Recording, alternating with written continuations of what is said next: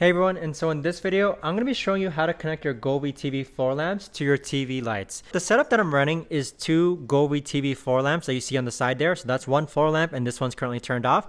And then I have the Govee TV backlight 3. So I'll leave links to these down below in the description.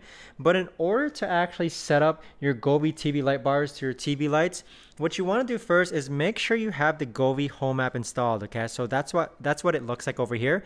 Once you have it installed, all your Govee devices and light strips should be actually added onto here. So in order to actually add it on, you just want to click on the plus button. And then you should see your devices automatically appear here once it's turned on. So as you can see here, I have my two floor lamps and one TV backlight.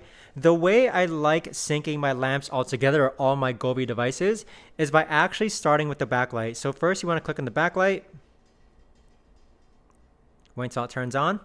And now you're going to reach this page here. Over here, you're going to see movie watching dream view. And this is the key to everything, okay? So you want to click on that. And as you can see, right now it's turned off. So you want to sync up all your devices that you want synced up to your TV by clicking on manage the device. And as you can see, I have my two floor lamps connected. And so just make sure those are ticked on. Next, you actually want to toggle on the dream view. So as you can see right now, the floor lamps are connecting.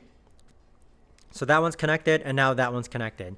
So this is how I actually sync all my lights up together to match with my TV lights. If this is what you're looking for, I hope you found this video helpful. There's so many different cool things that you can do with DreamView. You can set it to all so that all the lights are together. Right now I have the lights responding to sound effects. So if I turn up sound effects, now the lights will just stay on, but the lights will change and correspond with what colors are dominant on the screen. If I change it back to segment, there you go again. So I hope you found this video helpful. This is how to actually connect your Govee light bars to your TV lights.